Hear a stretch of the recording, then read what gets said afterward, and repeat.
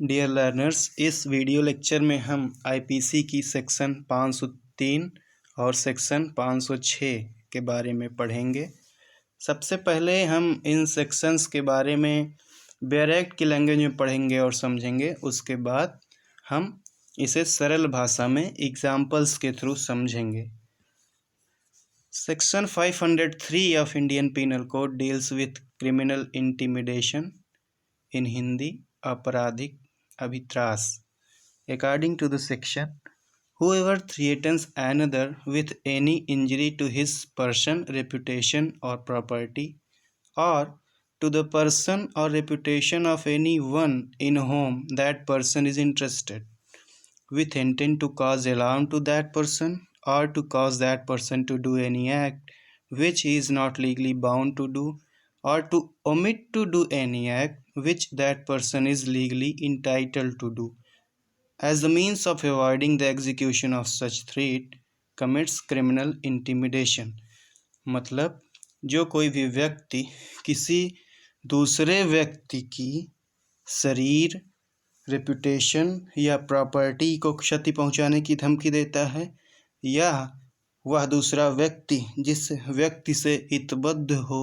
उसके शरीर या रेपुटेशन को क्षति पहुंचाने की धमकी देता है, और इस आशय से धमकी देता है कि उस दूसरे व्यक्ति के मन में भय उत्पन्न हो जाए, या उस धमकी देने वाले व्यक्ति का आशय यह रहता है कि इस धमकी के परिणाम से बचने के लिए, एग्जीक्यूशन ऑफ थ्रेट से बचने के लिए वह व्यक्ति कोई ऐसा कार्य करे जिस कार्य को करने के लिए वह बाउंड नहीं है, या कोई ऐसा कार्य ना करे जिसको करना उस व्यक्ति का अधिकार है, तो ऐसी धमकी क्रिमिनल इंटिमिडेशन कही जाएगी और वह एक ऑफेंस मानी जाएगी under section 503 of Indian penal code. अब हम इसे एग्जाम्पल के थ्रू समझते हैं। जैसे मान लीजिए ए एक पर्सन है, ए ने बी को धमकी दी कि यदि तुम मेरे खिलाफ सिविल सूट फाइल करोगे तो मैं तुम्हें जान से मार दूंगा या तुम्हारे हाथ पैर तोड़ दूंगा। तो ये जो ए धमकी दे रहा है बी को और उसे रोक रहा है कि तुम मेरे खिलाफ सिविल सूट यदि फाइल करोगी, जबकि सिविल सूट फाइल करना ए का अधिकार है। यहाँ पर वह उसे अपने अधिकार को इस्तेमाल करने से रोक रहा है। कह रहा है, ए बी से कह रहा है, यदि तुम मेरे खिलाफ सिविल सूट फाइल करोगे तो मैं तुम्हें ग्रीवियस हर्ट या हर्ट करूँगा, या ऐसा कुछ तुम्हें गंभीर क्षति पहुँचाऊँगा। तो यह एक प्रकार से सूट फाइल करना तो बी का अधिकार है, तो ए बी को अपने अधिकार को इस्तेमाल करने से रोक रहा है। तो ये माना जाएगा कि ए is committing an offense which is punishable under section 503, which is criminal intimidation.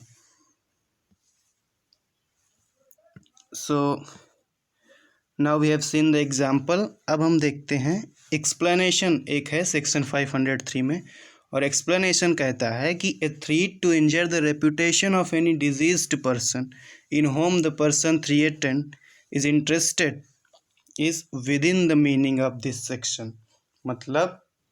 अगर कोई डिजीज्ड पर्सन है, कोई मरा हुआ व्यक्ति है, उस पर्सन की रेपुटेशन को भी अगर कोई पर्सन क्षति पहुंचाना चाहता है,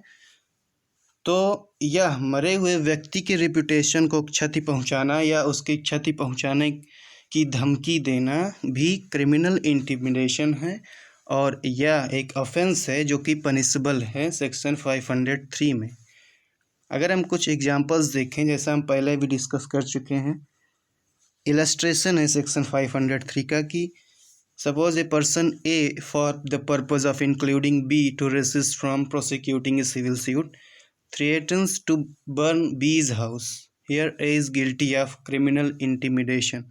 मतलब अगर ए जो है वो बी को उसके खिलाफ सिविल सूट फाइल करने से रेसिस्ट करने के लिए धमकी देता है कि यदि तुम मेरे खिलाफ सिविल सूट फाइल करोगे तो मैं तुम्हारा घर जला दूंगा, तो ये क्रिमिनल इंटिमिडेशन है और ये पनिशेबल है under section 503 of Indian penal code. इस केस में क्रिमिनल इंटिमिडेशन के लिए वो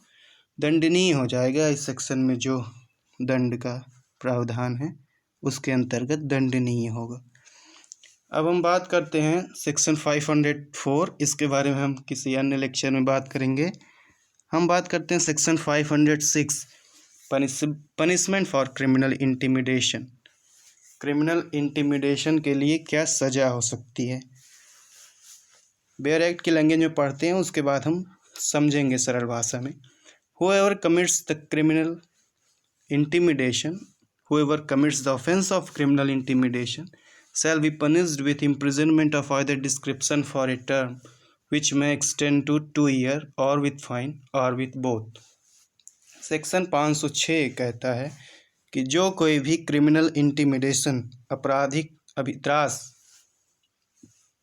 का अपराध करेगा, जो कोई भी क्रिमिनल इंटिमिडेशन का अपराध करेगा उसे दंडित किया जाएगा दोनों में से किसी भी भांति के कारावास से जिसकी अवधि 2 वर्ष तक बढ़ाई जा सकती है, या जुर्माना या कारावास दोनों से दंडित किया जा सकता है। Second para of section 506 says that if threat be to cause death or grievous hurt etc. This para says, if the threat be to cause death or grievous hurt, or to cause the destruction of any property by fire, or to cause an offence punishable with death or imprisonment of life, or with imprisonment for a term which may extend to 7 years, or to impute unchastity to a woman, shall be punished with imprisonment of either description for a term which may extend to 7 years, or with fine or with both। मतलब जैसा कि हमने section 506 के first para में देखा कि generally जो कोई भी क्रिमिनल इंटिमिडेशन के ऑफेंस का दोषी होता है उस पर्सन को जनरली उसकी इम्प्रिजनमेंट 2 ईयर तक एक्सटेंड की जा सकती है या जुर्माना लगाया जा सकता है, या तो दोनों। लेकिन अगर वह व्यक्ति किसी दूसरे व्यक्ति को डेथ मृत्यु कारित करने या गंभीर क्षति कारित करने की धमकी देता है, या इस सेक्शन में जैसा और भी कुछ अपराध बताए गए हैं, अगर उन अपराधों को कारित करने की धमकी देता है, जैसे सेक्शन अगर हम पढ़ें तो इसमें लिखा है and if the threat be to cause death or grievous hurt or to cause the destruction of any property by fire. मतलब डेथ ग्रीवियस हर्ट के अलावा यदि कोई व्यक्ति किसी दूसरे व्यक्ति की संपत्ति को फायर से नष्ट करने की धमकी देता है, या कोई ऐसा ऑफेंस करने की धमकी देता है जो पनिशेबल विथ डेथ और इम्प्रिजनमेंट ऑफ लाइफ है, या कोई ऐसी ऑफेंस करने की धमकी देता है जो पनिशेबल है with imprisonment which may extend to 7 year, या किसी वुमेन की अनचैस्टिटी इम्प्यूट करने की धमकी देता है, मतलब उस पर व्यभिचारिता का लांछन लगाने की धमकी देता है, तो उस केस में वो 2 वर्ष के कारावास से दंडित नहीं किया जाएगा, बल्कि he shall be punished with imprisonment of either description for a term which may extend to 7 years. इस केस में उसका इम्प्रिजनमेंट 7 ईयर्स हो जाएगा, या जुर्माना, या दोनों। तो हमने इस वीडियो में अभी तक क्रिमिनल इंटिमिडेशन की डिफिनीशन, इसके एग्जाम्पल्स और साथ ही साथ क्रिमिनल इंटिमिडेशन के लिए क्या पनिशमेंट हो सकती है यह पढ़ा। अब जल्दी से एक बार हम इसको रिवाइज कर लेते हैं कि हमने अभी तक क्या पढ़ा। सेक्शन 503 में हमने क्रिमिनल इंटिमिडेशन की डिफिनीशन पढ़ी, और अगर सरल भाषा में समझें तो डिफिनीशन यही कहती है कि जब कोई व्यक्ति किसी दूसरे व्यक्ति की शरीर, संपत्ति या रेपुटेशन को क्षति पहुंचाने की धमकी देता है, या उस व्यक्ति के हितैषी किसी व्यक्ति की शरीर या रेपुटेशन, नॉट प्रॉपर्टी, शरीर या रेपुटेशन की क्षति पहुंचाने की धमकी देता है, इस आशय से कि उस व्यक्ति या उसके हितैषी के मन में भय उत्पन्न हो, भयभीत हो जाए, या उस धमकी के परिणाम से बचने के लिए, एग्जीक्यूशन ऑफ थ्रेट से बचने के लिए वह व्यक्ति या उसका हितैषी ऐसा कार्य करे जिस कार्य को करने के लिए वह बाउंड नहीं है, या ऐसा कार्य न करे जिसको करने का उसका अधिकार है, तो इस प्रकार की धमकी आपराधिक धमकी या आपराधिक अभित्रास या क्रिमिनल इंटिमिडेशन कही जाएगी। अब इसका एग्जाम्पल भी देख लेते हैं जल्दी से। यदि कोई व्यक्ति ए बी को धमकी देता है कि यदि तुम मेरे खिलाफ सिविल सूट फाइल करोगे तो मैं तुम्हारा घर जला दूंगा, इसे फायर से इसको नष्ट कर दूंगा, तो ये चूँकि अब सिविल सूट फाइल करना किसी व्यक्ति का अधिकार है, तो उसे वह अपने अधिकार को इस्तेमाल ना करने की धमकी दे रहा है। Means here A is trying that B shall omit to file civil suit against A. Here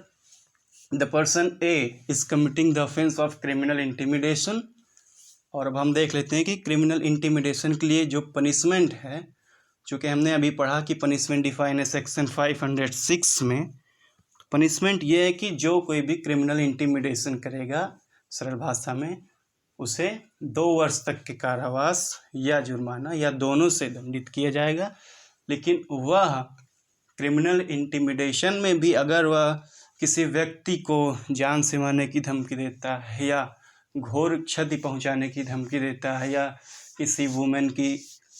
अनचस्टिटी impute करने की धमकी देता है, व्यभिचारिता का लांछन लगाता है या किसी ऐसे ऑफेंस, उसके खिलाफ ऐसी ऑफेंस करने की धमकी देता है कि जो कि पनिशबल है, इम्प्रिजनमेंट ऑफ लाइफ या डेथ सेंटेंस से पनिशबल है, या यदि वह ऑफेंस 7 ईयर्स के इम्प्रिजनमेंट तक से भी पनिशबल है, तो वह व्यक्ति 7 साल की सज़ा या जुर्माना या दोनों से दंडित किया जाएगा। अब चूँकि ये क्रिमिनल इंटिमिडेशन की डिफिनीशन थोड़ी सी बड़ी है लेकिन कठिन नहीं है। फिर भी अगर एक बार में न समझ में आया हो तो आप वीडियो को रिमाइंड करके देख सकते हैं। Thank you for watching.